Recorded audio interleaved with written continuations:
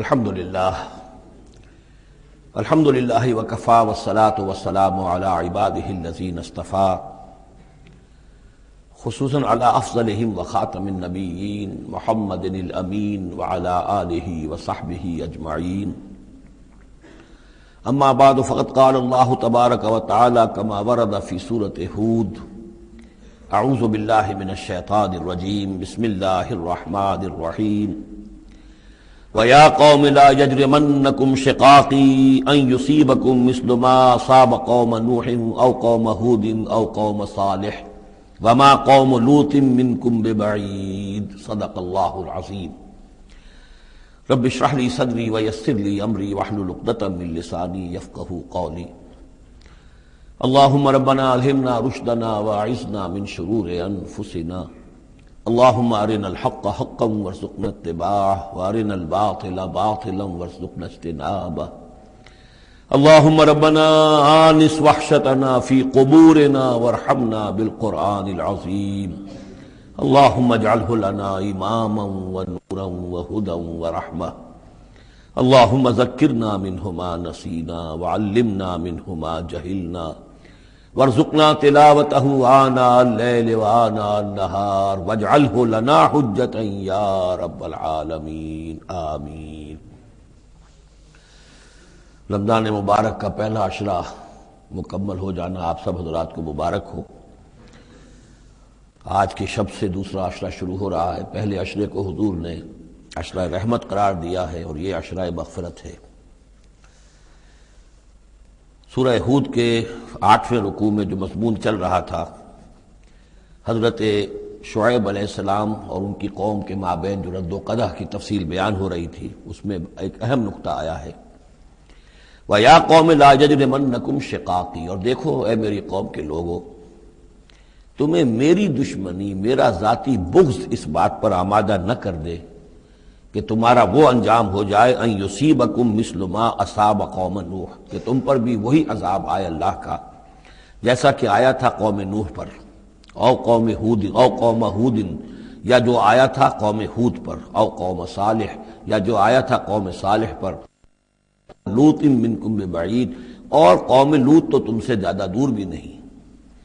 یہ چار جو ہیں قوموں کے اوپر عذاب آ چکا تھا حضرت شعیب علیہ السلام کی قوم پر عذاب آنے سے پہلے، حضرت نوح، حضرت ہود، اور جہاں جن شہروں تک حضرت لوط علیہ السلام بھیجے گئے، یعنی سدوم اور عامورہ کی بستیاں۔ اور یہ جو بستیاں تھیں دونوں جن پر عذاب آیا ہے، بعید ہونے کا معاملہ ان کا دونوں اعتبار سے ہے، زمانی اعتبار سے بھی، مکانی اعتبار سے بھی۔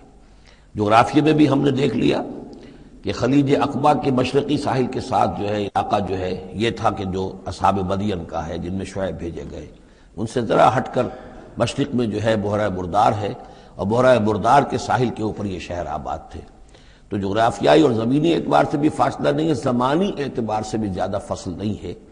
اور اگرچہ بعض لوگوں کا خیال یہ ہے کہ حضرت موسیٰ علیہ السلام جب مدین گئے تھے مصر سے، اپنی جان بچا کر نکلے تھے، تو پھر وہاں جس شیخ کے پاس وہ رہے ہیں اور جس کی بیٹی سے پھر انہوں نے شادی کی ہے، اس کے بارے میں لوگوں نے یہ خیال ظاہر کیا کہ وہ حضرت شعیب تھے۔ مجھے اس سے سختی سے اختلاف ہے، اور مجھے ان لوگوں کی رائے سے اتفاق ہے جو سمجھتے ہیں کہ یہ ممکن ہی نہیں ہے۔ حضرت شعیب کی قوم کے اوپر جو عذاب آ چکا تھا، اس کے بعد جو لوگ بچے کھچے وہاں آباد تھے، ان میں کوئی نیک آدمی تھا کہ جس کے پاس حضرت موسیٰ علیہ السلام کا جانا ہوا ہے۔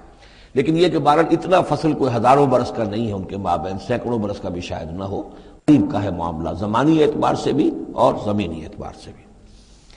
اب جو نقطہ اس میں اہم ہے وہ یہ ہے کہ بسا اوقات کسی شخص کو کسی داعی حق سے ذاتی پرخاش ہوتی ہے، کوئی ذاتی بغض ہے، کوئی ذاتی دشمنی ہے، کسی سبب سے ہے، اس کے نفسیاتی اسباب ہو سکتے ہیں اور بہت سے اسباب ہو سکتے ہیں، اور صرف ایک ذاتی پرخاش کی وجہ سے وہ اس کی دعوت کو رد کرتا ہے، اس کی مخالفت پر کمر بستہ ہو جاتا ہے، اس کی دشمنی اختیار کرتا ہے۔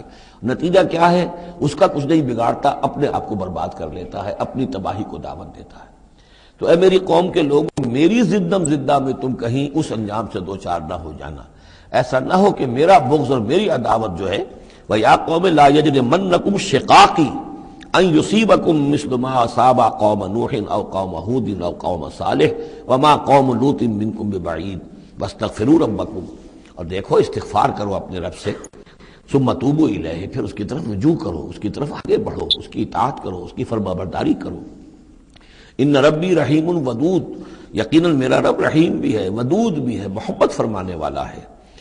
قالوا یا شعیب ما نفقہ کثیرا مما تقول، انہوں نے کہا کہ اے شعیب تم جو کچھ کہتے ہو اس کی اکثر بات تو ہماری سمجھ میں نہیں آتی، کیا کہہ رہے ہو تم؟ یعنی یہ کہ ذہنوں کے سانچے اتنے بگڑ گئے ہوتے ہیں کہ سیدھی بات ان میں فٹ بیٹھتی نہیں۔ ما نفقہ کثیرا مما تقول وانا لنراک فینا ضعیفا، ہم تو یہ دیکھ رہے ہیں کہ تم ہمارے اندر کوئی طاقتور آدمی نہیں ہو، کمزور سے آدمی ہو، ہم تو دیکھتے ہیں کہ تمہارے پاس کوئی قوت نہیں ہے۔ لولا رہتک، اگر نہ ہوتا تمہارا خاندان، لرجمناک، تو ہم تجھے کبھی کا جو سنسار کر چکے ہوتے۔ اب یہ بات بہت اہم ہے اس وقت، اصل میں یہ جو صورت مکی نازل ہو رہی ہیں، جو حضور کی دعوت اور تحریک جس دور سے گزر رہی تھی اور جو کچھ ہو رہا تھا، وہ اس کا ایک عکس سابقہ انبیاء اور رسل کے حالات میں بھی جو ہے تو وہ اسی دور کی مناسبت سے وہی باتیں نمایاں کی جاتی ہیں۔ یعنی جو تکرار ہوئی ہے ان رسولوں کے حالات کی، وہ تکرار محض نہیں ہے، بلکہ ہر جگہ پر جس دور میں وہ صورت نازل ہو رہی ہے جن میں ان کا تذکرہ ہو رہا ہے، اس دور میں جو خاص مسائل ہیں کہ جو درپیش ہیں محمد الرسول اللہ صلی اللہ علیہ وسلم اور آپ کے صحابہ کو، تو ان کے مناسبت سے جو ہدایت ہے، دل جوئی ہے، مسلمانوں کے لیے رہنمائی ہے، وہ حصہ ان رسولوں کی تعلیمات اور تاریخ کا بیان کیا جاتا ہے۔ اب یہاں مکے میں بھی شکل یہ ہو چکی تھی کہ بقیہ سب قریش جو ہیں وہ حضور کے خلاف جو ہیں سخت غیظ اور غضب کے اندر مبتلا تھے، لیکن چونکہ حضور کے چچا ابو طالب یہ خاندان بنی ہاشم کے سردار تھے اور انہیں ذاتی محبت تھی، وہ چاہے ایمان نہیں لائے حضور پر صلی اللہ علیہ وسلم، لیکن ذاتی محبت انہیں اتنی تھی کہ انہوں نے آخری وقت تک سپورٹ کیا ہے۔ اور قبائلی زندگی میں یہ ہوتا ہے کہ اگر کہیں کسی ایک خاندان کے کسی فرد کے اوپر کوئی ہاتھ اٹھایا جائے تو پھر وہ خاندان انتقام لیتا ہے۔ اس کا مطلب یہ ہوتا کہ حضور کے خلاف وہ کوئی اقدام کرتے ہیں تو گویا کہ ان فائٹنگ شروع ہو جائے گی، داخلی خانہ جنگی شروع ہو جائے گی بنو ہاشم کی ان لوگوں کے خلاف کہ جو حضور کو کوئی غضب پہنچائیں، نقصان پہنچائیں۔ یہ تحفظ ملا ہوا تھا محمد الرسول اللہ صلی اللہ علیہ وسلم کو اللہ تعالیٰ کی طرف سے۔ اگر خدا نہ خواستہ ابو لہب ہوتا اس سردار، تو کبھی کا حضور کے خلاف کوئی نہ کوئی اقدام وہ کر چکے ہوتے، لیکن چونکہ خاندان بنی ہاشم کی سرداری اس وقت تھی ابو طالب کے پاس، اور انہیں دلچسپی تھی اور محبت تھی، شفقت تھی حضور کے ساتھ، بلکہ کچھ عرصہ جو ہے حضور ان کے سائے عاطفت کے اندر انہوں نے گزارا بھی تھا۔ اس وجہ سے تو یہ نقشہ دکھایا جا رہا ہے کہ آج قریش کے مقابلے میں جس طریقے سے کہ بنو ہاشم کی سپورٹ اور حفاظت جو ہے وہ حضور کے لیے اللہ تعالیٰ نے اسے قلعہ بنا دیا ہے، یہی معاملہ اس وقت تھا کہ حضرت شعیب کا بھی خاندان ان کا پشت بنا تھا۔ وَلَوْلَا رَحْتُكَ، اگر تمہارا خاندان تمہارا پشت بنا نہ ہوتا اور تمہارا ساتھ نہ دے رہا ہوتا، لَرَجَمْنَاكَ، ہم کبھی کہ تمہیں سنسار کر چکے ہوتے۔ وَمَا أَنْتَ عَلَيْنَا بِعَزِيزٍ، اور ذاتی طور پر تم ہم پر کوئی بھاری نہیں ہو، تو تمہاری کوئی حیثیت نہیں ہے۔ قَالَ يَا قَوْمِ رَحْتِي أَعَزُّ عَلَيْكُم مِّنَ اللَّهِ، انہوں نے کہا اے میری قوم کے لوگوں، کیا میرا یہ خاندان تم پر زیادہ بھاری ہے اللہ سے؟ میرا پشت پناہ تو حقیقتاً اللہ ہے، تم اللہ سے نہیں ڈرتے، میرے خاندان سے ڈرتے ہو۔ رحتی اعز علیکم من اللہ واتخذتموہم وراءکم ظہریا، اللہ کو تو تم نے اپنی پیٹھوں کے پیچھے پھینکا ہوا ہے، بلایا ہوا ہے۔ یہ بھی بہت ہی اہم نفسیاتی نکتہ ہے۔ ہوتا یہ ہے کہ ہم دنیا میں ایسے مگن رہتے ہیں کہ اللہ کو ماننے کا عقیدہ تو ہے، لیکن اللہ مستحضر نہیں رہتا، یاد نہیں رہتا۔ یہ ہمارا پورا دنیا کا کاروبار چل رہا ہے، کاز اینڈ ایفیکٹ، علل ہیں، اسباب ہیں، ان کے نتائج نکل جاتے ہیں۔ تو جو کاز اینڈ ایفیکٹ کا جو سلسلہ چل رہا ہے، ہم اس میں اتنے گم ہوتے ہیں کہ مسبب الاسباب جو ہے وہ نگاہوں کے سامنے رہتا ہی نہیں۔ یا یہ کہ ہم اپنے کاموں میں اتنے مشغول ہیں، اپنے کام و دہن کی لذت جو ہے وہی ہمیں جو ہے کوئی مرصد نہیں لینے دیتی، یا یہ کہ بنیادی ضروریات جو ہے وہی ہمیں جو ہے اب کوئی فارغ نہیں ہونے دیتی، لہذا ہم گم ہو جاتے ہیں۔ کافر کی یہ پہچان کہ آفاق میں گم ہے، اور مومن کی یہ پہچان کہ گم اس میں ہے آفاق۔ لیکن یہ کافر کا معاملہ کیا ہوتا ہے؟ اللہ کو مانتے تو وہ بھی تھے، مانتے تھے مشرکین مکہ بھی، مانتے تو سب تھے اللہ کو، لیکن یہ کہ اللہ کو تو انہوں نے اوجھل کیا ہوا تھا، آنکھ اوجھل پہاڑ اوجھل۔ تم اللہ سے نہیں ڈرتے، میرے خاندان سے ڈرتے ہو۔ وَاتَّخَذْتُمُوهُ وَرَاءَكُمْ ظِهْرِيًّا، اللہ کو تو تم نے اپنی پیٹھوں کے پیچھے پھینکا ہوا ہے، یعنی اسے تو نسیم منسیہ کیا ہوا ہے، اس کی طرف تمہارا ذہن ہی نہیں ہے۔ ان ربی بما تعملون محیط، جبکہ میرا رب جو کچھ کہ تم کر رہے ہو اس کا احاطہ کیے ہوئے، تمہارا گھیراؤ کیے ہوئے اللہ تم اس کی گرفت سے نکل کر نہیں جا سکتے ہو. یا قوم اعملوا علی مکانتکم انی عامل، اور اے میری قوم کے لوگوں کرو جو کچھ کر سکتے ہو اپنی جگہ پر، میرے خلاف جو کر سکتے ہو، جو ریشہ دوانیاں کر سکتے ہو، جو اقدام کر سکتے ہو. یہ چیلنجنگ انداز جو ہے ان آخری صورتوں میں آپ کو نظر آ رہا ہے، سورہ نام سے چلا آ رہا ہے، اس لیے کہ وہ کشاکش جو تھی حق و باطل کی وہ اس انتہا کو پہنچ چکی تھی کہ اب حضور صلی اللہ علیہ وسلم کی طبیعت کے اندر بھی وہ بیزاری پیدا ہو چکی تھی. اب جو کچھ تم کر سکتے ہو کر لو. انی عامل، اپنا سا جو میں کر سکتا ہوں میں کر رہا ہوں، جو کوشش مجھ سے بن آ رہی ہے میں کر رہا ہوں. سوف تعلمون، ان قریب تم جان لو گے، من یاتی ہے عذاب یخزیہ ہے، کون ہے وہ جس پر وہ عذاب آئے گا جو اسے رسوا کر دے گا، ومن ہوا کاذب، اور کون ہے وہ جو جھوٹا ہے، میں جھوٹا ہوں یا تم جھوٹے ہو. وارتقبوا انی معکم رقیب، تاکتے رہو، انتظار کرو، میں بھی تمہارے ساتھ اب تاک رہا ہوں، منتظر ہوں. ولما جاء امرنا، جب ہمارا حکم آ گیا، نجینا شعیبا، ہم نے نجات دے دی شعیب کو، والذین آمنوا معہ، اور ان کو کہ جو اس کے ساتھ ایمان لائے تھے، برحمت منا، اپنی جانب سے رحمت کے ذریعے، واخذت الذین ظلموا الصیحۃ، اور جو یہ ظالم تھے، گناہ گار تھے، مشرک تھے اور کافر تھے، انہیں آ پکڑا ایک بہت بڑی کڑک نے. فاصبحوا فی دیارہم جاثمین، تو وہ اپنے اپنے گھروں میں اور اپنے ولاز میں اور اپنی کوٹھیوں میں، اپنی حویلیوں میں اوندھے پڑے رہ گئے. کأن لم یغنوا فیہا، ایسے ہو گئے جیسے وہ کہیں آباد تھے ہی نہیں. الا بعدا لمدین، آگاہ ہو جاؤ، پھٹکار ہے مدین پر، کما بعدت ثمود، جیسے کہ ثمود پر پھٹکار ہوئی. وَلَقَدْ أَرْسَلْنَا مُوسَىٰ بِآيَاتِنَا، میں نے عرض کیا تھا کہ اس سورہ مبارکہ میں حضرت موسیٰ کا بس ذکر آئے گا تھوڑا سا جو آ رہا ہے اب، ورنہ یہ 6 رکوع ختم ہوئے انبیاء و رسل کے، ان میں سے 2 رکوع جو تھے وہ حضرت نوح علیہ السلام کے حالات پر مشتمل تھے، اور باقی سب کے لیے ایک ایک رکوع آیا ہے. وَلَقَدْ أَرْسَلْنَا مُوسَىٰ بِآيَاتِنَا وَسُلْطَانٍ مُّبِينٍ إِلَىٰ فِرْعَوْنَ وَمَلَئِهِ، اور ہم نے بھیجا موسیٰ کو اپنی آیات کے ساتھ اور واضح سند دے کر فرعون اور اس کے سرداروں کے پاس. فَاتَّبَعُوا أَمْرَ فِرْعَوْنَ، لیکن ان بدبختوں نے فرعون ہی کی پیروی کی، اسی کے حکم کو مانا، اسی کی بات پر چلے. وما امر فرعون برشید، حالانکہ وہ فرعون کا معاملہ جو ہے وہ کوئی کامیابی والی راہ نہیں تھی، ہدایت والی راہ نہیں تھی. یقدم قومہ یوم القیامہ، اب قیامت کے دن وہ آئے گا آگے آگے چلتا ہوا، اپنی قوم کی قیادت کرتے ہوئے آئے گا، آگے آگے آئے گا. یوم القیامت، پیچھے پیچھے اس کی قوم آ رہی ہوگی. فاوردہم النار، اور پھر وہ لا کر آگ کے گھاٹ پر انہیں اتار دے گا، جہنم تک پہنچا دے گا. وبئس الورد المورود، اور وہ بہت ہی برا گھاٹ ہے جس پر اترا جائے.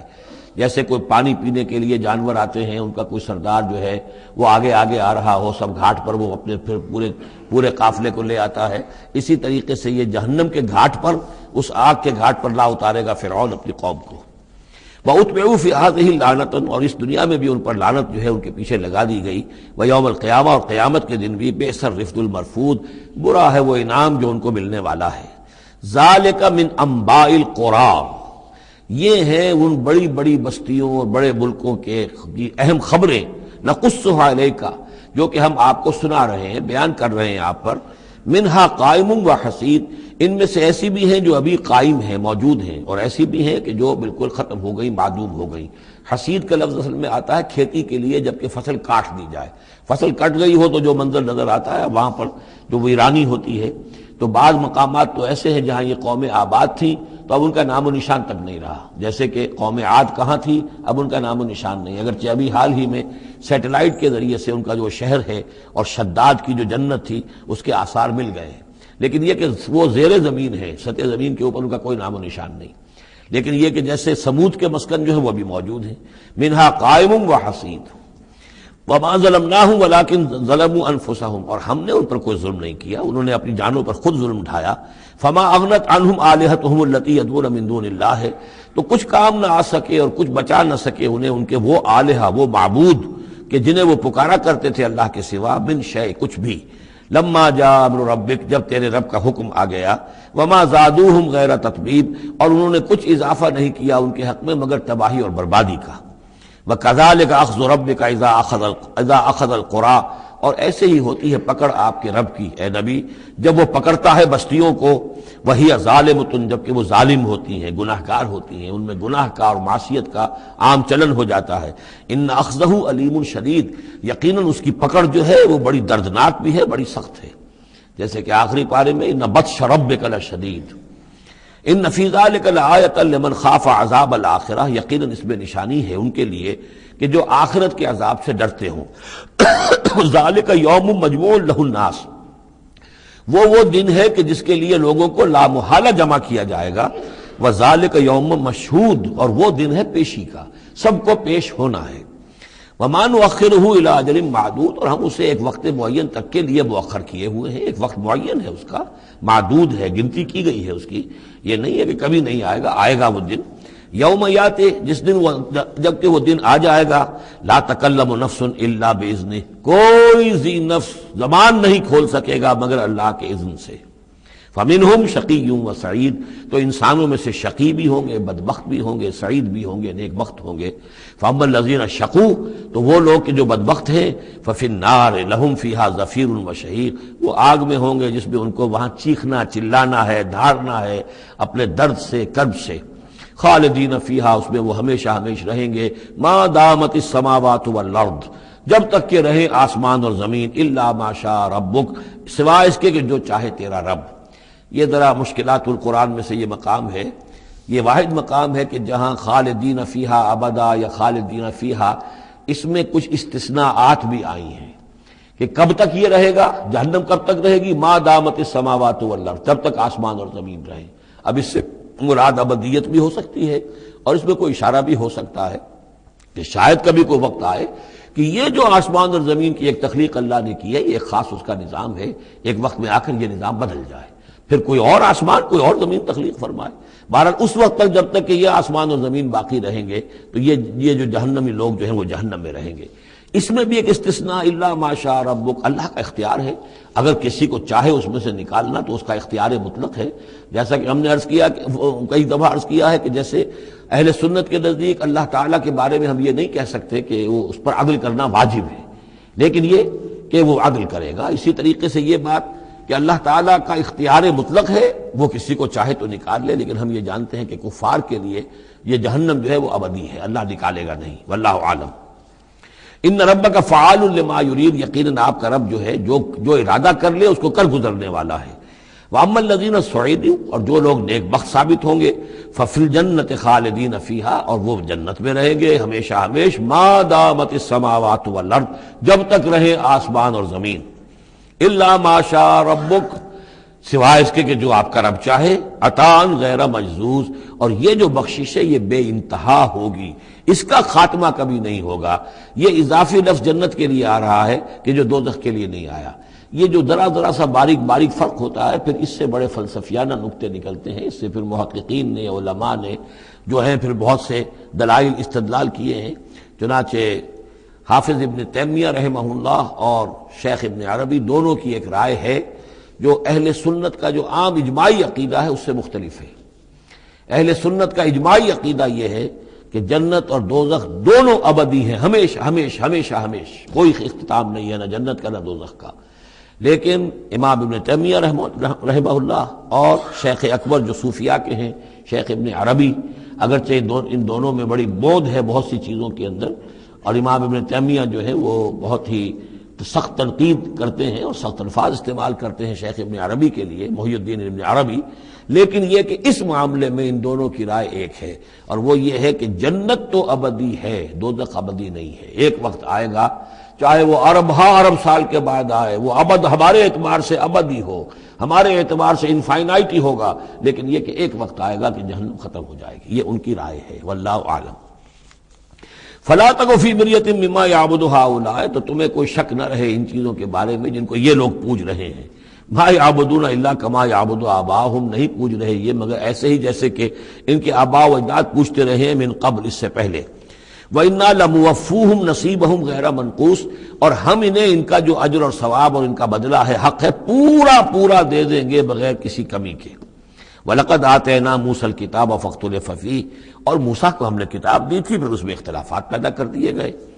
وَلَوْلَا كَلِمَةٌ سَبَقَتْ مِن رَّبِّكَ لَقُضِيَ بَيْنَهُمْ، اور اگر نہ ہوتی ایک بات تیرے رب کی پہلے ہی سے طے، یعنی ایک مدت اور جو ہے اللہ کی طرف سے معین ہے، تو ان کے مابین فیصلہ کر دیا جاتا۔ وَإِنَّهُمْ لَفِي شَكٍّ مِّنْهُ مُرِيبٍ، اور اب تو حقیقت میں یہ لوگ جو ہے وہ تورات اس کتاب کے بارے میں کچھ شکوک و شبہات میں مبتلا ہو گئے۔ یہ بات جو ہے سورہ شورى میں کھل کر آئے گی کہ رسولوں کو جو کتابیں دی جاتی ہیں ان کے وارث بنتی ہے پھر ان کی امت، اور جب یہ اس امت کے اندر جب زوال آتا ہے، اضمحلال آتا ہے، بے عملی آتی ہے، تو اس بے عملی کے نتیجے میں پھر ایک نتیجہ یہ نکلتا ہے کہ پھر کتاب کے بارے میں بھی یقین پورا ان کے اندر نہیں رہتا کہ یہ واقعتاً اللہ کی کتاب ہے، بلکہ اس کے بارے میں بھی ان کے اندر شکوک و شبہات پیدا ہو جاتے ہیں۔ وَإِنَّ كُلًّا لَمَّا لَيُوَفِّيَنَّهُمْ رَبُّكَ أَعْمَالَهُمْ، اور لازماً یہ جتنے بھی لوگ ہیں ان سب کو اے نبی آپ کا پروردگار ان کے اعمال کا پورا پورا اجر دے گا، بدلہ دے گا۔ انہ بما یعملون خبیر، جو کچھ یہ کر رہے ہیں وہ اس سے باخبر ہے۔ فاستقم کما امرت ومن تاب معک، تو اے نبی آپ ڈٹے رہیے جیسا کہ آپ کو حکم ہوا ہے، اور جو لوگ بھی جنہوں نے توبہ کی ہے آپ کے ساتھ، یعنی توبہ کی ہے، وہ شرک سے باز آئے ہیں، کفر کو چھوڑا ہے، ایمان لائے ہیں، پلٹ آئے ہیں آپ کے ساتھ، ولا تطغوا، اور اب آگے نہ بڑھیے، حد سے تجاوز نہ کیجیے۔ یہ تجاوز یہ بھی ہو سکتا ہے کہ عذاب کی جلدی کریں، کہ جلدی اب اللہ تعالیٰ فیصلہ چکا دیں۔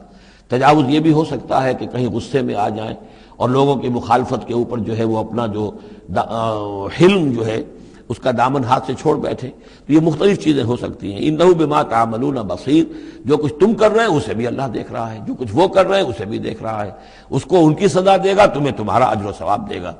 ولا ترکنوا الی الذین ظلموا، اور دیکھو ان ظالموں کی طرف کوئی جھکاؤ پیدا نہ ہو جائے تمہارے اندر، رشتہ داری کی وجہ سے، دوستی کی وجہ سے، تمہاری ان کے ساتھ جو پرانے مراسم چلے آ رہے ہیں، اگر کہیں اس کی وجہ سے تم ان کی طرف جھک جاؤ گے، فتمسکم النار، تو تمہیں بھی آگ پکڑ لے گی۔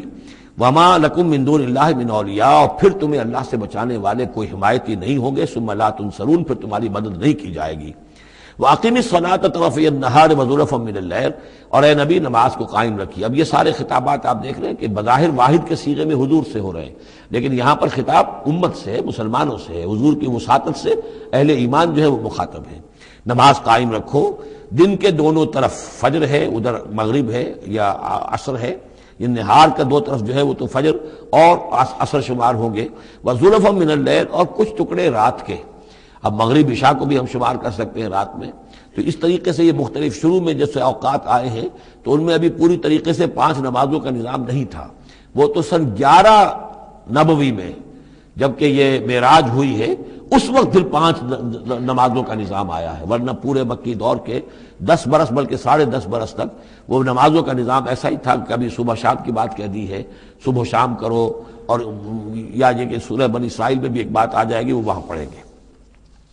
وَأَقِمِ الصَّلَاةَ طَرَفَيَ النَّهَارِ وَزُلَفًا مِنَ اللَّيْلِ إِنَّ الْحَسَنَاتِ يُذْهِبْنَ السَّيِّئَاتِ، یقیناً نیکیاں بدیوں کو دور کر دیتی ہیں۔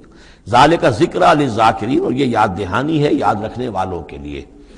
وَاصْبِرْ فَإِنَّ اللَّهَ لَا يُضِيعُ أَجْرَ الْمُحْسِنِينَ، اور صبر کیجئے، اور اللہ تعالیٰ محسنین کا، نیکی کرنے والوں کے صبر کو ضائع نہیں کرتا۔ فَلَوْلَا كَانَ مِنَ الْقُرُونِ مِنْ قَبْلِكُمْ أُولُو بَقِيَّةٍ، تو کیوں نہ ایسا ہوا کہ ہوتے ان قوموں میں جو تم سے پہلے تھیں ایسے اولو بقیہ ہوتے، ایسے حق کے علمبردار ہوتے، ینہون عن الفساد فی الارض، کہ جو لوگوں کو اپنی اپنی قوموں کو روکتے رہتے زمین میں فساد مچانے سے، الا قلیلا ممن انجینا منہم، سوائے اس کے کہ کچھ کم ہوئے، بہت تھوڑے لوگ ہوئے جن میں سے کہ ہم نے بچا لیا۔ یعنی جو لوگ بھی نہیں منکر کرتے رہے، روکتے رہے، بدی سے روکتے رہے، کفر سے روکتے رہے، شرک سے روکتے رہے، ان کے بارے میں بار بار یہ بات آ رہی ہے کہ اللہ تعالیٰ ان کو بچا لیتا ہے۔ وَاتَّبَعَ الَّذِينَ ظَلَمُوا مَا أُتْرِفُوا فِيهِ، اور وہ لوگ کہ جنہوں نے گناہ کی روش اختیار کی، وہ تو انہوں نے پیروی کی اپنی اسی چیزوں کی جس میں کہ ان کو ساز و سامان دیا گیا تھا، عیش جو ان کو دے دیا گیا تھا، کانوا مجرمین وکانوا مجرمین، اور یقیناً وہ مجرم تھے۔ وما كان ربك ليهلك القرى بظلم، اور آپ کا رب بستیوں کو ظلم کے ساتھ ہلاک کرنے والا نہیں ہے کہ بغیر ان کی یعنی خرابی کے اعمال کے، بغیر ان کے جرائم کے ان کو ایسے ہی ہلاک کر دیتا۔ وما كان ربك ليهلك القرى بظلم وأهلها مصلحون، جبکہ اس میں بسنے والے لوگ جو ہیں وہ مصلح ہوں، اچھے کردار کے لوگ ہوں، اصلاح کرنے والے ہوں، صالح ہوں۔ وَلَوْ شَاءَ رَبُّكَ لَجَعَلَ النَّاسَ أُمَّةً وَاحِدَةً، اور اگر اللہ چاہتا، آپ کا رب چاہتا تو تمام نوع انسانی کو ایک ہی امت بنا دیتا۔ وَلَا يَزَالُونَ مُخْتَلِفِينَ، لیکن نہیں، یہ اختلاف کرتے ہی رہیں گے، انسانوں میں اختلاف ہمیشہ باقی رہے گا، صرف فرق یہ ہے کہ اختلاف کو ایک حد تک رکھا جائے، تفرقہ نہ ہو جائے۔ اختلاف اختلاف ہے، ایک رائے میری، ایک رائے آپ کی ہے، ٹھیک ہے، آپ کی رائے، آپ کے پاس یہ دلائل ہیں، آپ کا دل اس پر ٹھک گیا ہے، آپ اس پر عمل کیجئے۔ میرے پاس یہ دلیل ہے، میرا دل اس پر ٹھکتا ہے، میں اس حدیث کو زیادہ قوی سمجھتا ہوں، آپ نے اس کو زیادہ جو ہے مضبوط سمجھا ہے، کوئی حرج نہیں۔ میں بھی قرآن و سنت سے استدلال کر رہا ہوں، آپ بھی قرآن و سنت سے استدلال کر رہے ہیں، امام ابو حنیفہ نے بھی کیا ہے تو وہیں سے استدلال کیا ہے، امام شافعی نے بھی کیا، تو اختلاف ہے۔ تفرقہ نہ ہو کہ تم اور من دیگرم تو دیگری، میں اور ہوں تم اور ہو، یہ تفرقہ جو ہے وہ کفر ہے۔ لیکن اختلاف لا یزالون مختلفین، وہ تو یہ ہے کہ گلہائے رنگا رنگ سے ہے رونق چمن، اے ذوق جہاں کو ہے زیب اختلاف سے۔ اختلاف جو ہے مونوٹنی اگر دنیا میں ہو تو طبیعت انسان کے اکتا جائے، یہاں تو یہ کہ رنگا رنگی ہو، تنوع ہو، تو اس سے ہی انسان جو یہاں کی جو زیبائش ہے اور رونقیں ہیں۔ ولا یزالون مختلفین الا من رحم ربک، سوائے اس کے کہ جس پر تیرا رب رحم فرما دے۔ ولذالک خلقہم، اللہ نے بنایا ہی اسی حساب سے ہے ان کو۔ دو افراد کے مزاج ایک نہیں ہے، دو افراد کے انگوٹھوں کی وہ یہ نشان ایک نہیں، لکیریں ایک جیسی نہیں ہیں، دو انسانوں کی شکلیں ایک جیسی نہیں ہیں، یہ تو اللہ تعالیٰ نے بنایا ہے تخلیق کے اندر۔ اب جینز کسی کے کچھ ہیں، کسی کے کچھ ہیں، کسی میں کچھ جو ہے اور اثرات آ رہے ہیں، کسی میں کسی اور طرح کے اثرات آ رہے ہیں۔ الناس کالمعادن، اور یہ تمام انسان بھی معدنیات کی طرح ہیں۔ تو اس طرح ہی اللہ تعالیٰ نے جو پیدا کیا ہے وہ ایک جیسی شے تو نہیں پیدا کی۔ وَتَمَّتْ كَلِمَةُ رَبِّكَ لَأَمْلَأَنَّ جَهَنَّمَ مِنَ الْجِنَّةِ وَالنَّاسِ أَجْمَعِينَ، اور تیرے رب کی یہ بات پوری ہو کر رہے گی کہ میں پر کر کے رہوں گا جہنم کو جنوں سے اور انسانوں سے، سب سے۔ یعنی اس نے جنت بنائی ہے، اس کو بھی اس نے آباد کرنا ہے اہل حق کے ذریعے سے، جہنم بھی تو بنا رکھی ہے، اس کا ایندھن بھی اسے درکار ہے۔ تو اس دنیا کے اندر جو کفار ہیں، مشرکین ہیں، گناہگار ہیں، جو عیاشیاں کر رہے ہیں، بدماش ہیں اور جو ظالم ہیں، یہ ظاہر بات ہے کہ جہنم کے لیے ایندھن ہے جو اللہ نے فراہم کیا ہے۔ وَكُلًّا نَقُصُّ عَلَيْكَ مِنْ أَنْبَاءِ الرُّسُلِ، اب یہ وہ اصطلاح آ گئی جس کا میں بار بار ذکر کر رہا تھا، انباء الرسل۔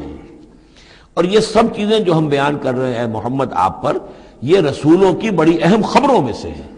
حضرت نوح، حضرت ہود، حضرت صالح، حضرت لوط، حضرت شعیب، حضرت موسیٰ، یہ حالات جو بیان کر رہے ہیں، من انباء الرسل ما نثبت بہ فؤادک، اور یہ اس لیے تاکہ اس کے ذریعے سے آپ کے دل کو جما دیں، مضبوطی دیں۔ یعنی جو کچھ آپ پر اور آپ کے ساتھی اہل ایمان پر آج بیت رہی ہے، یہ کوئی نئی بات نہیں ہے، ہمیشہ یہی ہوا ہے۔ ہمارے رسول جب بھی آئے ایسی مخالفت ہوئی ہے، اسی طرح کی انہوں نے مشقتیں جھیلی ہیں۔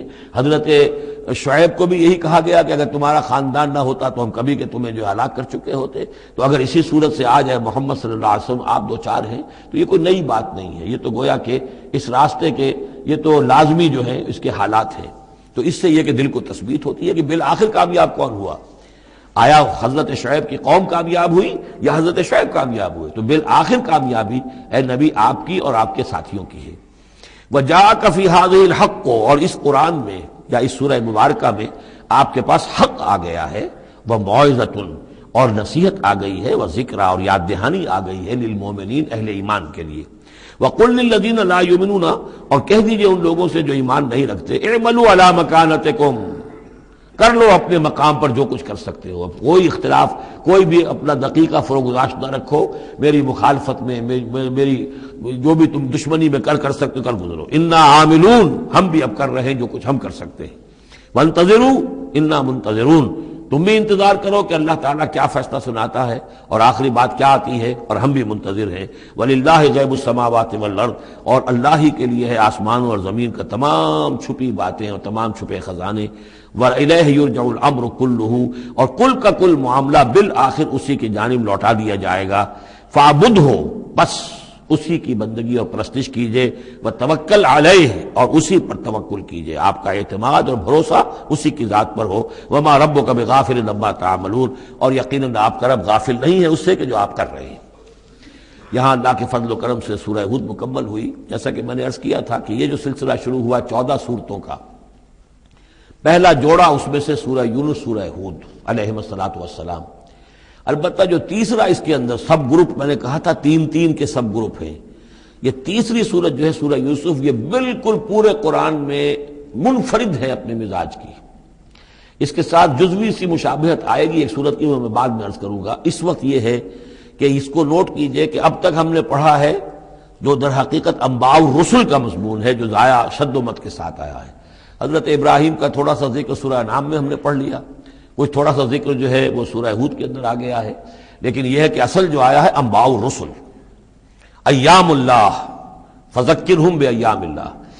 یہ قصص النبیین کے اعتبار سے یہ منفرد صورت ہے، پوری صورت ایک نبی کے حالات پر مشتمل۔ قرآن مجید میں اس کی کوئی اور مثال نہیں۔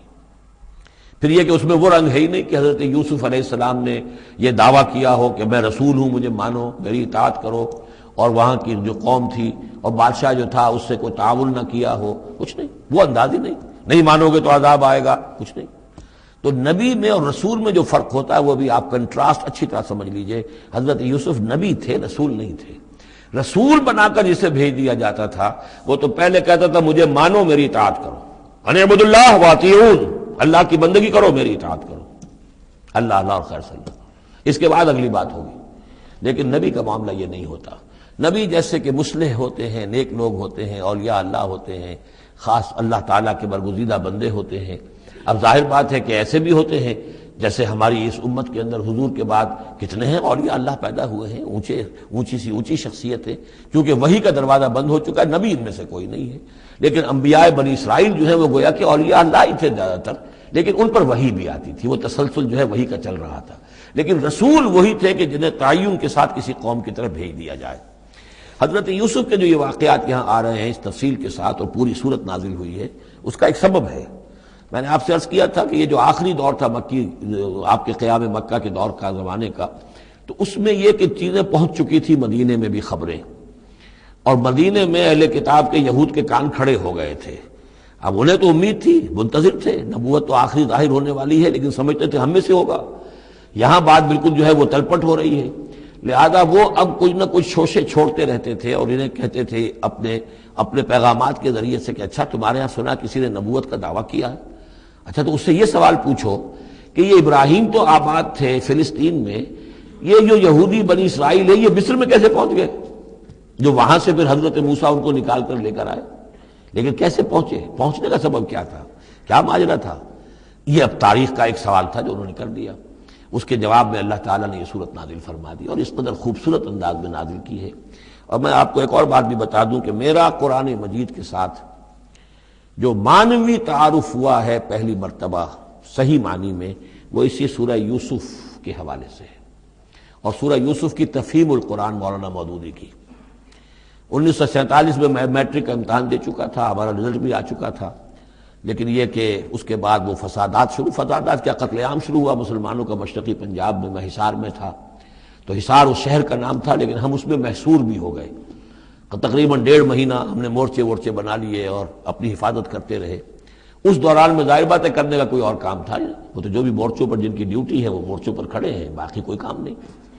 تو میں اور میرے بڑے بھائی اس زمانے میں پھر ایک مسجد کے اندر بیٹھ کر، جو چونکہ انہوں نے بھی، وہ مجھ سے ویسے 6 سال بڑے ہیں، انہوں نے بھی جب میٹرک کیا تھا تو عربی پڑھی تھی، اور میں نے تازہ میٹرک کیا تھا، اور میرے پاس بھی عربی کا مضمون تھا، تو پھر یہ ہم پڑھتے تھے۔ اور ترجمان القرآن جو مولانا مودودی کا رسالہ تھا، اس میں ان دنوں تفہیم القرآن میں یہ سورہ یوسف کی تفسیر شائع ہو رہی تھی، تو ان دنوں ہم مسجد میں بیٹھ کر یہ سورہ یوسف تفہیم القرآن سے، پھر چونکہ مجھے کچھ عربی آتی تھی اور تازہ تھی، اچھی تھی، تو اس میں یہ کہ ہماری گفتگو بھی ہوتی تھی، مذاکرہ کرتے تھے، تو اس طریقے سے جو پہلا بیرا، اس سے پہلے بھی بہرحال یہ کہ قرآن ہے، اللہ کا کلام ہے، اللہ کی کتاب ہے، ہمارا اس پر ایمان ہے، کچھ اس کو سمجھنا، کچھ پڑھنا، یہ تو تھا، لیکن جو ایک معنوی ایک ربط قائم ہوا، ذہنی رشتہ، ایک قلبی رشتہ، وہ در حقیقت سورہ یوسف اور سورہ یوسف کی بھی وہ تشریح و تعبیر کے جو مولانا مودودی نے تفہیم القرآن میں کی ہے۔ بسم اللہ الرحمن الرحیم، الف لام را، تلک آیات الکتاب المبین، یہ ایک روشن آیات کی کتاب کی آیات ہیں۔ انا انزلناہ قرآنا عربیا، ہم نے اس کو نازل کیا ہے عربی قرآن بنا کر۔ کس کو نازل کیا ہے؟ وہ جو ام الکتاب میں ہمارے پاس ہے، وہ جو لوح محفوظ میں ہے، اس کو ہم نے اتارا ہے اب محمد پر، تو قرآن عربی بنا کر اتارا ہے۔ لعلکم تعقلون، تاکہ اے عربو، اے عرب کے رہنے والوں، اے امیین کہ جن کی طرف اولین بعثت ہمارے رسول کی ہوئی ہے، تم اچھی طرح سمجھ سکو۔ نحن نقص علیک احسن القصص، اے نبی ہم آپ پر بیان کرنے لگے ہیں بہترین بیان۔ یہ قصص نہیں ہے، قصص ہوتا قاف کے زیر کے ساتھ تو قصے کی جمع ہوتا، کہ بہترین قصہ ہم آپ کو سنا رہے ہیں، نہیں، احسن القصص، قصص جو ہے یہ یہاں پر یہ مصدر ہے، بہترین بیان، ہم آپ کے سامنے بہترین بیان پیش کر رہے ہیں، بما اوحینا الیک ھذا القرآن، اس قرآن کے ساتھ جو ہم نے آپ کی طرف وحی کیا ہے۔ وَإِن كُنتَ مِن قَبْلِهِ لَمِنَ الْغَافِلِينَ، اور یقیناً آپ اس سے پہلے، اس قرآن میں اس قصے کے آنے سے پہلے، قرآن میں اس بیان کی آمد سے پہلے، وحی سے پہلے آپ یقیناً بالکل ناواقف تھے، غافل تھے، آپ کو کچھ معلوم نہیں تھا کہ یہ حضرت یوسف کیسے وہاں پہنچے اور بنی اسرائیل کیسے پہنچ گئے۔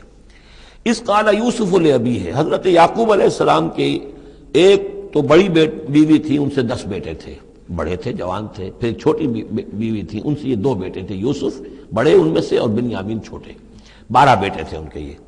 اس قال یوسف لأبیہ، یاد کرو جب کہ کہا تھا یوسف نے اپنے والد سے، حضرت یعقوب سے، یا ابت، ابا جان، انی رأیت 11 کوكبا، میں نے دیکھا ہے 11 ستارے، والشمس والقمر، اور سورج اور چاند، رأیتهم لی ساجدین، کہ وہ مجھے سجدہ کر رہے ہیں، میرے سامنے جو ہے سجدے میں ہیں۔ قال یا بنی لا تقصص رؤیاک علی اخوتک، حضرت یعقوب علیہ السلام نے اس بات کو سمجھ لیا کہ یہ 11 بھائی اور یہ میں ماں باپ، ہمارا کوئی خاص معاملہ ہونے والا اس بیٹے کے ساتھ، اور اللہ تعالیٰ اس بیٹے کی کوئی خاص فضیلت ظاہر کرنے والا ہے، لہذا فرمایا کہ یہ اپنا بیان لا تقصص رؤیاک علی اخوتک، اپنے بھائیوں کے سامنے بیان نہ کر دینا، فیکیدوا لک کیدا، تو وہ تمہارے خلاف کو سازش کریں گے، اس لیے کہ ان میں پھر حسد کی آگ بھڑک اٹھے گی، اور وہ سوچیں گے کہ اللہ تعالیٰ نے یہ فضیلت اگر کوئی رکھی تو ہماری بجائے وہ اس یوسف کے لیے رکھی ہے، تو اس سے کہ تمہیں کوئی غضب پہنچ جائے گا۔ ان شیطان للانسان عدو مبین، یقیناً شیطان تو انسان کا کھلا دشمن ہے ہی۔ وَكَذَلِكَ يَجْتَبِيكَ رَبُّكَ وَيُعَلِّمُكَ مِن تَأْوِيلِ الْأَحَادِيثِ، اور اسی طریقے سے تمہارا رب جو ہے تمہیں پسند کر لے گا، چن لے گا، یعنی نبوت کے لیے اب معلوم ہوتا ہے کہ میرے بیٹوں میں سے اللہ نے تمہیں چن لیا ہے، یہ معلوم ہوتا ہے۔ كَذَلِكَ يَجْتَبِيكَ رَبُّكَ، اسی طرح اللہ چن لے گا، برگزیدہ کرے گا تجھے۔ وَيُعَلِّمُكَ مِن تَأْوِيلِ الْأَحَادِيثِ، اور تمہیں سکھائے گا تعویل الاحادیث، اس کے 2 معنی ہیں، ایک تو یہ کہ خواب کی تعبیر کرنا، اور یہ کسی بھی بات کی تہ تک پہنچ جانا، کنہ تک پہنچ جانا۔ تو عام اگر لیں گے تو کسی بھی بات، معاملہ فہمی جسے ہم کہتے ہیں، جز رسی، کسی چیز کے جو ہے اجزاء تک انسان پہنچ جائے، نگاہ دور تک چلی جائے، وہ بھی، اور یہ کہ اس کو تعویل الاحادیث جو ہے یہ خاص طور پر خوابوں کے لیے بھی ہے۔ وَيُتِمُّ نِعْمَتَهُ عَلَيْكَ، اور اتمام فرمائے گا اپنی نعمت کا تجھ پر، وعلی آل یعقوب، اور تمام آل یعقوب پر، کما اتمھا علی ابویک، جیسے کہ اس نعمت کا اس نے اتمام فرمایا تیرے آباء و اجداد پر، من قبل پہلے، ابراہیم و اسحاق، ابراہیم اور اسحاق پر، یعنی اسحاق تمہارے دادا اور ابراہیم تمہارے پردادا۔ اپنا نام انہوں نے نہیں لیا، ظاہر بات ہے کہ وہ خود اپنا ذکر کیسے کرتے۔ ان ربک علیم حکیم، یقیناً تیرا رب جو ہے وہ علیم ہے اور حکیم ہے۔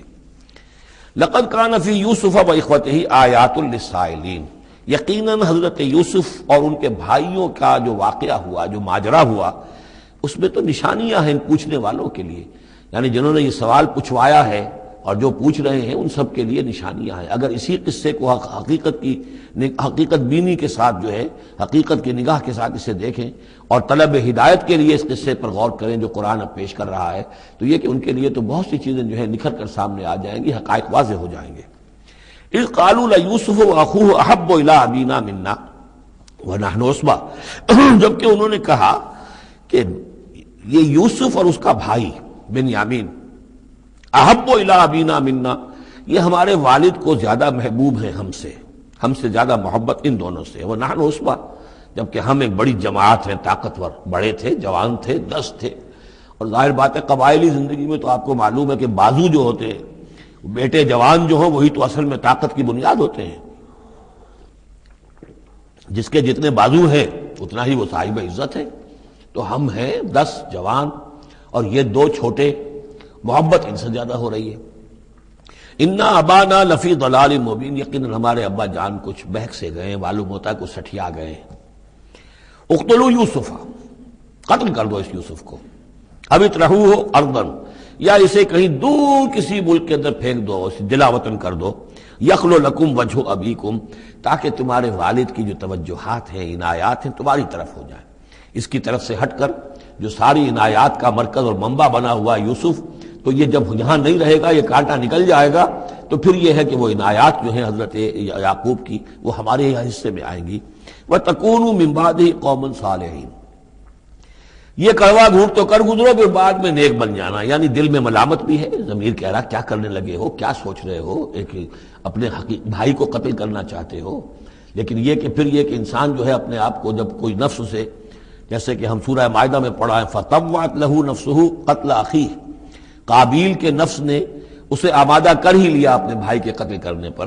تو اب ان لوگوں کا بھی جو ہے ضمیر ملامت جب کر رہا تھا تو ان کا ٹھیک ہے بھائی یہ تو کر گزرے ہیں اب، لیکن اس کے بعد نیک ہو جائیں گے، توبہ کر لیں گے، پھر کفارہ بھی ادا کر دیں گے، پھر جس طرح بھی ہوگا تلافی بھی کر دیں گے اپنے اس جرم کی۔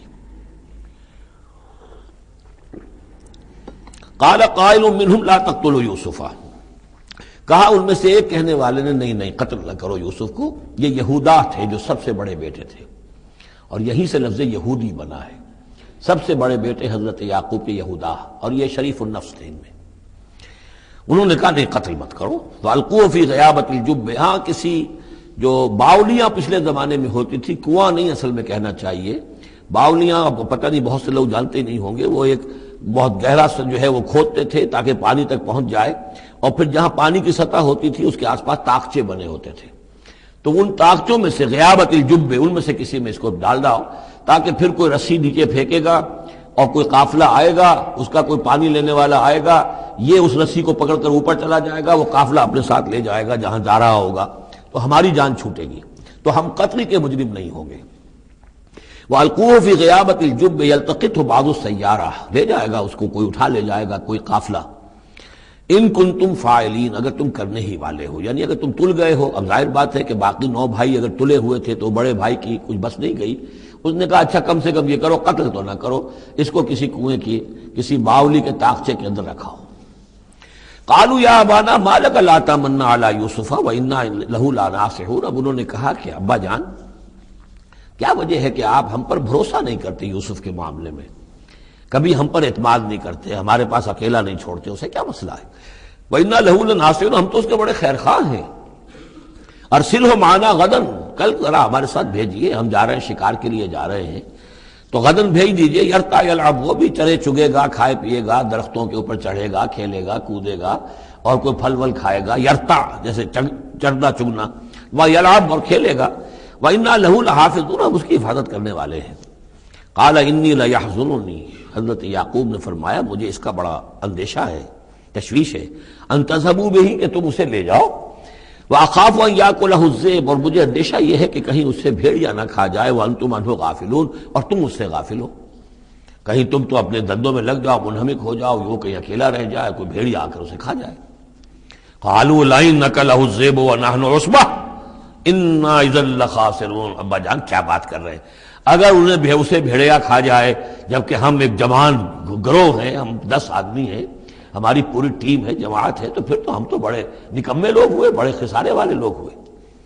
فلما ذهبوا به واجمعوا، اور جب پھر وہ اس کو لے گئے اور پھر اب وہ متفق ہو گئے، اجمعوا کے بعد علا کا صلہ جو ہے یہاں پر محذوف ہے، علا ان يجعلوه في غيابة الجب، انہوں نے اپنی یہ بات اب پوری جمع کر لی، اپنا پوری رائے ایک کر کے، ایک آ کر کے، اور وہ یہ کہ اب اسے غیابت الجب کے اندر رکھنے چلے۔ وَأَوْحَيْنَا إِلَيْهِ، ہم نے اس وقت وحی کی یوسف کو، لَتُنَبِّئَنَّهُمْ، اب اس کو ہم الہام کہیں گے، ابھی ظاہر بات ہے کہ وہ نبوت کی عمر نہیں ہے۔ وَأَوْحَيْنَا إِلَيْهِ لَتُنَبِّئَنَّهُمْ بِأَمْرِهِمْ هَٰذَا، تم یہ بات ان کو جتلاؤ گے، ایک دن آئے گا کہ تم جتلا دو گے اپنے بھائیوں کے تم نے میرے ساتھ کیا تھا۔ اب اس میں جو بلاغت ہے اس کی کیا معنی ہے؟ تم ہلاک نہیں ہوگے، تمہارا بال بیکا نہیں ہوگا، تمہاری ہم حفاظت کریں گے، ایک وقت آئے گا کہ یہ تمہارے پاس آئیں گے اور پھر تم انہیں جتلاؤ گے۔ تو گویا کہ پوری داستان جو ہے ایک ان کی حوصلہ افزائی کے لیے وہ سارا ایک لفظ کے اندر ہے، لَتُنَبِّئَنَّهُمْ بِأَمْرِهِمْ هَٰذَا وَهُمْ لَا يَشْعُرُونَ، اور اس وقت انہیں اندازہ بھی نہیں ہوگا کہ کون ان سے بات کر رہا ہے۔ وَجَاءُوا أَبَاهُمْ عِشَاءً يَبْكُونَ، شام کو وہ آ گئے روتے ہوئے اپنے ابا جان کے پاس، حضرت یعقوب کے پاس۔ قالوا یا ابانا انا ذهبنا نستبق، انہوں نے کہا ابا جان ہم گئے تھے ذرا دوڑ لگا رہے تھے، مقابلہ کر رہے تھے دوڑنے کا۔ وترکنا یوسف عند متاعنا، اور ہمارا جو سامان و امان تھا، کوئی کپڑے وپڑے ہم نے رکھے تھے اضافی اتار کر دوڑنا جو تھا، تو وہاں ہم نے یوسف کو چھوڑ دیا تھا۔ فاکلہ الذئب، تو اسے کھا لیا ایک بھیڑیے نے۔ وما انت بمؤمن لنا، اور آپ ہماری بات مانیں گے تو نہیں۔ وَلَوْ كُنَّا صَادِقِينَ، خواہ ہم کتنے ہی سچے ہوں، آپ نے ماننی تو نہیں ہے بات، لیکن ہم کیا کریں، ہوا یہ ہے۔ وَجَاءُوا عَلَىٰ قَمِيصِهِ بِدَمٍ كَذِيبٍ، اور کوئی جھوٹ موٹ کا خون اس کی قمیص کے اوپر لگا کے لے آئے۔ قَالَ بَلْ سَوَّلَتْ لَكُمْ أَنفُسُكُمْ أَمْرًا، حضرت یعقوب نے فرمایا نہیں، بات کچھ اور ہے، تمہارے دیوں نے، تمہارے نفسوں نے تمہارے لیے ایک بڑی بات کو ہلکا کر دیا ہے. تم نے کوئی بہت بڑا غلط اقدام کیا ہے اور تمہارے نفسوں نے اس کے لیے تمہیں آمادہ کر دیا ہے. فصبر جمیل. لیکن ظاہر بات ہے کہ اب 10 بیٹے ہیں، حضرت یعقوب اکیلے ہیں، بوڑھے ہیں. فصبر جمیل، میں اب کیا کر سکتا ہوں سوائے اس کے کہ صبر کروں خوبصورتی کے ساتھ. اب دیکھوں اللہ تعالیٰ اس میں سے کیا برآمد کرتا ہے. واللہ المستعان علی ما تصفون، اور جو کچھ تم بیان کر رہے ہیں اس پر تو ظاہر بات ہے کہ اب میں اللہ ہی سے مدد مانگ سکتا ہوں. وجاءت سیارۃ، اب کچھ عرصے کے بعد وہاں ایک وہ قافلہ آ گیا. جاءت سیارۃ فارسلوا واردہم، انہوں نے بھیجا اپنے آگے چلنے والے کو. یہ پرانے زمانے میں ہوتا تھا قافلہ، اس سے آگے آگے جو ہے اس کو عورت کہتے ہیں وارد، وہ جا کر جو ہے وہاں پر دیکھتا تھا کہاں کنواں ہے، پانی کہاں ہے، کہاں اگلا پڑاؤ ہوگا. فارسلوا واردہم، اپنے پانی بھرنے والے کو بھیجا. فادلا دلوا، اس نے اپنا ڈول جو ہے وہ نیچے اتارا. قال یا بشرا، اب اس کو پکڑ لیا حضرت یوسف نے. اس نے کھینچا، وہ سمجھ رہا تھا پانی کھینچ رہا ہوں، وہ حضرت یوسف آ گئے. یا بشرا ھذا غلام، انہوں نے وہیں سے شور بچایا، آواز دی کہ او بشارت ہو، یہ تو ہمیں غلام مل گیا، لڑکا مل گیا. وَأَسَرُّوهُ بِضَاعَةً، اور انہوں نے چھپا لیا اسے ایک پونجی سمجھ کر کہ یہ تو اچھی دولت ملی ہے، اسے بیچیں گے، بیچ کے پیسے کھڑے کریں گے. چھپا لیا. واللہ علیم بما یعملون، اور اللہ تعالیٰ خوب جانتا تھا جو وہ کر رہے ہیں. وَشَرَوْهُ بِثَمَنٍ بَخْسٍ دَرَاهِمَ مَعْدُودَةٍ، اور مصر پہنچ کر انہوں نے بیچ دیا اس کو بڑی تھوڑی سی قیمت پر. دراہم معدودہ، گنتی کی چونیاں. درہم جو ہے ان کے ہاں دینار کا چوتھا حصہ ہوتا تھا، تو دراہم معدودہ جو ہے چند چونیوں کے عوض وہ فروخت کر دیا. وَكَانُوا فِيهِ مِنَ الزَّاهِدِينَ، اور اس کے معاملے میں تو وہ بہت ہی قانع تھے. یعنی چونکہ اگر تو کسی کی انویسٹمنٹ ہوئی ہو، 1000-2000 کا خریدا ہو، تب تو آدمی اس کی قیمت اپنے انویسٹمنٹ بھی نکالے اس میں سے اور پھر نفع بھی لینا چاہے. یہ تو مفت کا مال تھا. دوسرے یہ اندیشہ ہر وقت دھڑکا لگا ہوا تھا کہ کہیں جو ہے اس کے وارث نہ آ جائیں، تو جلد از جلد بیچ کر جو بھی ملے پیسے کھڑے کرو. وقال الذی اشتراہ من مصر، اور جس شخص نے خریدا انہیں مصر سے، مصر میں یہ تو عزیز مصر تھا، یعنی کوئی بہت بڑا افسر، بادشاہ نہیں، لیکن یہ کہ وہاں کی جو بھی ہائرارکی تھی اس کے اندر کوئی بہت اہم مقام پر. وقال الذی اشتراہ من مصر، اور جس شخص نے خریدا انہیں مصر میں، لامرأتہ، اپنی بیوی سے کہا اکرمی مثواہ، اس کو ذرا اچھے طریقے پر رکھو. عسیٰ ان ینفعنا، ہو سکتا ہے یہ ہمارے لیے نفع بخش ہو، یہ بھی ہو سکتا ہے کہ ہم اسے پھر بیچ دیں تو ہمیں دولت زیادہ مل جائے. اور نتخذہ ولدا، معلوم ہوتا ہے شاید اولاد نہیں تھی، ہم اسے اپنا بیٹا ہی بنا لیں گے. وَكَذَلِكَ مَكَّنَّا لِيُوسُفَ فِي الْأَرْضِ، اس طرح ہم نے زمین میں یوسف کے لیے تمکن، ٹھہراؤ کی جگہ پیدا کر دی. اب یہ کہ پہنچ گئے ہیں جو اس وقت کی جو متمدن ترین مملکت ہے، مصر کی مملکت ہے، اس کا ایک نظام ہے، اس میں بادشاہت ہے، اس کا پورا جو ہے اس کا آبپاشی کا نظام ہے، اس میں تمدن کے ایک گہوارے میں پہنچا دیا. اور وہاں پر بھی کسی جھونپڑے میں نہیں، کسی بہت بڑے افسر، بہت بڑے صاحب حیثیت انسان کے گھر میں پہنچا دیا. وَكَذَلِكَ مَكَّنَّا لِيُوسُفَ فِي الْأَرْضِ وَلِنُعَلِّمَهُ مِن تَأْوِيلِ الْأَحَادِيثِ، اور تاکہ ہم اسے سکھائیں باتوں کی تہ تک پہنچنا. یعنی ظاہر بات ہے کہ اگر وہ کوئی بہت بڑا عہدے دار تھا، بہت بڑا افسر تھا، تو وہاں پر لوگ آتے رہتے ہوں گے، گفتگویں ہوتی ہوں گی، امور مملکت پر بحثیں ہوتی ہوں گی. اب یہ وہاں پر ایک خادم کی حیثیت سے ہیں، وہ باتیں ساری سن رہے ہیں، تو گویا کہ اس میں ان کے لیے تربیت کا سامان اللہ نے کر دیا کہ کہاں کسی اگر دیہاتی میں رہتے یا کہیں صحرا میں رہتے، کہاں یہ تمدن کے ایک گڑھ میں اور ایک ایسی جگہ پر جہاں پر بیٹھ کر سارے مشورے ہوتے ہوں، گفتگویں ہوتی ہوں اور دوسرے ملکوں کی خبریں آتی ہوں. اس سے ان کے علم کے اندر معلومات میں بھی اضافہ ہوا. اور یہ کہ حالات و واقعات کا تجزیہ کرنا، اس سے استنتاج کرنا، نتیجہ نکالنا، اللہ نے یہ چیز انہیں سکھا دی. واللہ غالب علی امرہ، اللہ تعالیٰ تو اپنے معاملے پر، اپنے حکم پر، اپنے فیصلے پر غالب ہے. ولکن اکثر الناس لا یعلمون، لیکن اکثر لوگ جانتے نہیں. وَلَمَّا بَلَغَ أَشُدَّهُ آتَيْنَاهُ حُكْمًا وَعِلْمًا، جب وہ اپنی پوری پختگی کو پہنچ گئے تو ہم نے انہیں حکم اور علم دونوں دیے. اس سے مراد نبوت ہے، حکمت بھی دی، علم بھی دیا. وَكَذَلِكَ نَجْزِي الْمُحْسِنِينَ، اسی طریقے سے ہم محسنین کو بدلہ دیتے ہیں، اچھا بدلہ دیتے ہیں. وَرَاوَدَتْهُ الَّتِي هُوَ فِي بَيْتِهَا، اور پھسلانے کی کوشش کی اس عورت نے جس کے گھر میں وہ تھے، وہی عزیز مصر کی بیوی، وہ ان پر فریفتہ ہو گئی. فی بیتہا عن نفسہ، ان کے جی سے پھسلانے کی کوشش کی، انہیں گناہ پر آمادہ کرنا چاہا. یہاں تک کہ وغلقت الابواب، ایک موقع پر اس نے دروازے بند کر دیے، وقالت حیت لک، اور بولی کہ جلدی کرو۔ قال معاذ اللہ، حضرت یوسف نے فرمایا اللہ کی پناہ طلب کرتا ہوں، انہ ربی احسن مثوایا، یہاں ربی دونوں طرف جا سکتا ہے، ایک تو اللہ کی طرف بھی، دوسرے یہ کہ میرا آقا، یہ لفظ جو ہے آقا کے لیے، بادشاہ کے لیے بھی اس صورت میں بار بار آیا ہے کہ میں خیانت کروں اپنے آقا کی، اس نے میرے ساتھ بہترین سلوک کیا ہے، اچھی طرح رکھا ہے، میں یہ بھی نہیں کر سکتا، اور یہ بھی ہو سکتا ہے اللہ نے سارا بندوبست کیا ہے، اللہ ہی نے تو سارا مکننا لیوسف، تو دونوں طرف یہ لفظ جا سکتا ہے۔ معاذ اللہ انہ ربی احسن مثوایا انہ لا یفلح الظالمون، گناہ گار اور ظالم لوگ جو ہیں فلاح نہیں پایا کرتے۔ وَلَقَدْ هَمَّتْ بِهِ وَهَمَّ بِهَا، اور وہ تو ان کی طرف لپکی، یا یوں سمجھیے کہ اس نے تو ارادہ کیا اس کا، وَهَمَّ بِهَا لَوْلَا أَن رَأَىٰ بُرْهَانَ رَبِّهِ، اور وہ بھی کرتا اگر نہ دیکھ لیتا اپنے رب کی ایک دلیل، یعنی یہ کہ یوسف جوان بھی تھے، یوسف جو ہے پھر بہرحال انسان تھے، طبع بشری کی بنیاد پر ان کے اندر بھی وہ ایک داعیہ پیدا ہو سکتا تھا، لیکن اللہ تعالیٰ کا خاص انتظام یہ ہوا کہ کوئی خاص اس وقت اللہ نے انہیں اپنی ایسی نشانی دکھائی، برہان دکھائی۔ روایات میں یہ آتا ہے کہ دیوار پر حضرت یعقوب علیہ السلام کی شکل ظاہر ہوئی اور وہ انگلی سے اشارہ کر رہے تھے کہ باز رہنا، تو یہ تورات کے اندر ہے۔ تو بہرحال قرآن مجید بھی کوئی اس کی یعنی نفی نہیں ہے اس میں، بلکہ ہو سکتا ہے الرا برہان ربہ، تو یہ اللہ کی طرف سے یہ بات دکھا دی گئی ہو، یہ کوئی انہونی بات نہیں۔ اور یہ ایک بات کو وَلَقَدْ هَمَّتْ بِهِ وَهَمَّ بِهَا، تو یہاں پہ لولا الرا برہان، وہ بھی بڑھتے ہیں، یعنی یہ کہ یہ چیزیں جو ہیں بہرحال جہاں تک فطرت انسانی کا تقاضا ہے اس میں ثابت قدم رہنا آسان کام نہیں ہے۔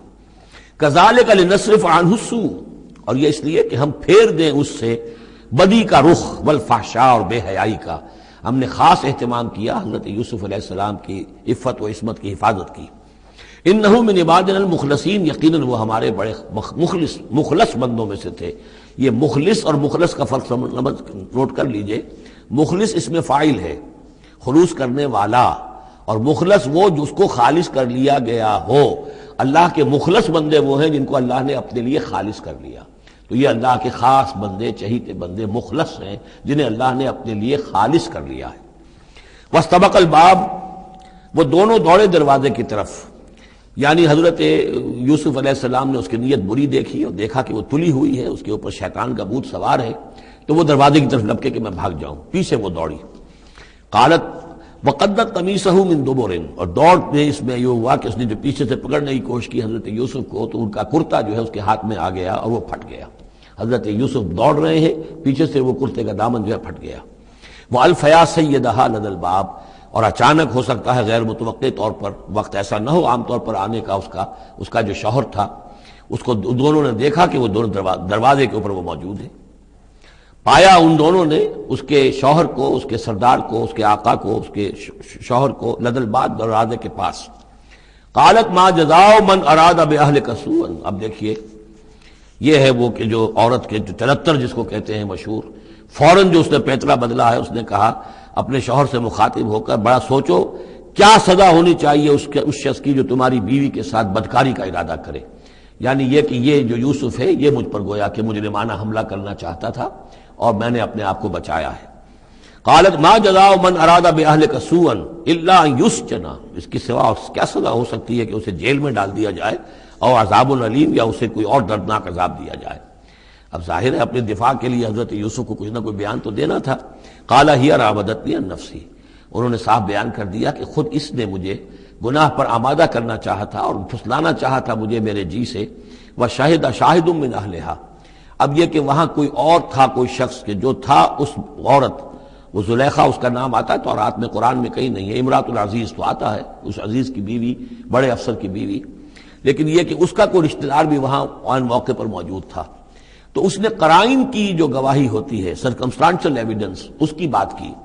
انہوں نے کہا کہ اگر تو اس کا کرتا پھٹا ہوا ہو، شاہد شاہد من اہلہا، اس عورت کے عزیزوں رشتہ داروں میں سے گواہی دینے والے نے ایک نے گواہی دی، اگر اس کا کرتا پھٹا ہوتا سامنے سے، فصدقت، تو وہ سچی ہوتی، وہو من الکاذبین، اور یہ جھوٹا ہوتا۔ یعنی اگر کوئی مرد حملہ کر رہا ہے اور عورت اپنا تحفظ کر رہی ہے، اور اس میں جو ہے کہیں کرتا پھٹتا ہے مرد کا، تو وہ سامنے کا حصہ پھٹے گا۔ وَإِنْ كَانَ قَمِيصُهُ قُدَّ مِن دُبُرٍ، اور اگر اس کی قمیص ہے پھٹی ہوئی پیچھے سے، فَكَذَبَتْ، تو وہ جھوٹی ہے، وَهُوَ مِنَ الصَّادِقِينَ، اور وہ سچا ہے۔ اب یہ بھی آپ دیجئے، کریڈٹ دیجئے بہرحال کہ اس کی عورت کے رشتہ داروں میں سے کسی نے اتنی عادلانہ بات کی ہے، اتنی حکیمانہ بات بھی کی ہے، عادلانہ بھی کی ہے اور حق کی بات کی ہے، تو معلوم ہوتا ہے کہ اس معاشرے کے اندر بھی جہاں بہت سی خرابیاں بھی تھیں، آگے آ جائیں گی وہ خرابیوں کا بھی ذکر ہے، لیکن یہ کہ بہرحال کچھ نہ کچھ اچھائیاں بھی تھیں۔ فلما رأى قميصه قد من دبر، جب اس نے دیکھا کہ قمیص تو پھٹی ہوئی ہے پیچھے سے، قال انه من کیدکن، تو اس نے کہا اس عزیز مصر نے اپنی بیوی سے کہ یہ تمہاری ہی چالوں میں سے ہے، فریب میں سے ہے، ان کیدکن عظیم، تم عورتوں کی چالیں جو ہیں اور تمہاری عورتوں کے جو فریب ہیں وہ بہت بڑے ہیں۔ یوسف اعرض عن ھذا، اب اس نے کہا یوسف ٹھیک ہے اس سے درگزر کرو، عن ھذا، اعرض عن ھذا واستغفری لذنبک، اور دیکھو تم اپنی بیوی سے مخاطب ہو کہا تم اپنی گناہ کا استغفار کرو، توبہ کرو، انک کنت من الخاطئین، یقیناً تو ہی تھی خطا کار۔ وقالت نسوۃ فی المدینہ، اور کہا عورتوں نے شہر کے اندر، امرأۃ العزیز ہے، یہ ہے وہ عزیز کی بیوی، تراود فتاح عن نفسہ، وہ اپنے غلام کو پھسلا رہی ہے اور اس کو چاہتی ہے اسے گناہ پر آمادہ کرنا، قد شغفہا حبا، وہ اس کی محبت میں گرفتار ہو گئی ہے، انا لنراھا فی ضلال مبین، ہم دیکھتے ہیں وہ تو بڑی بھٹک گئی ہے اپنے غلام کے ساتھ یہ معاملہ، اور یہ تو بہت ہی گھٹیا بات ہے۔ فلما سمعت بمکرہن، جب اس نے امرأۃ العزیز نے سنی یہ باتیں میرے خلاف، اب یہ چرچے ہو رہے ہیں، تو اس نے چاہا کہ ان سب کا جو چونکہ اوپر کی سوسائٹی تھے وہ سارے کے سارے جو ہیں سوراخ تو سبھی کے ہاں تھے، گندگیاں ہر ایک کے ہاں تھی، لیکن یہ موقع مل گیا عورتوں کو کہنے کا، اسے معلوم تھا خود ان کے اپنے کردار کیسے کچھ ہیں، لیکن اس نے چاہا کہ اس کا بھانڈا جو ہے چوراہے کے اندر ان کے کردار کا بھی پھوڑ دیا جائے۔ ارسلت الیہن، تو ان سب کو بلوایا ایک دعوت میں، وآتت لہن متکئان، اور اہتمام کیا ایک مجلس کا، ایک ڈنر کا، اور اس میں یہ کہ سب جو متکئان جو سہارا لے کر بیٹھے ہوئے ہیں، وآتت کل واحدۃ منہن، اور ہر عورت کو اس نے ایک چھری اس کے سامنے رکھی، سکینن، ایک چھری، جب کوئی پھل وغیرہ ہوں گے اس کے ساتھ چھری بھی سب کو دی گئی ہے۔ وقالت اخرج علیہن، اور کہا کہ اے یوسف ذرا نکلو ان کے سامنے، برآمد ہو، ان کے سامنے آ جاؤ۔ فلما رأینہ، تو جب ان سب نے اس کو دیکھا، اکبرنہ، تو ششدر رہ گئیں، وقطعن ایدیہن، اور ان سب نے اپنے ہاتھ کاٹ لیے۔ اس میں ایک کا تو کسی کا غلطی سے ہاتھ کٹ گیا ہوگا، چوک گئی ہوگی، دیکھ کر ایک دم جو چونکی کہ یہ اس قدر حسین و جمیل، یہ تو انسان نہیں معلوم ہوتا، یہ کون ہے، تو اس کا ہاتھ کٹا۔ اس کی طرف حضرت یوسف متوجہ ہوئے ہوں گے، خون اس کے کچھ نہ آخر ماں خادم کی حیثیت سے تھے کہ اس کے کوئی مرہم پٹی کریں، تو ہر ایک نے یہ چاہا کہ یہ التفات اس کا میری طرف بھی ہو، تو سب نے اپنی انگلیاں کاٹی۔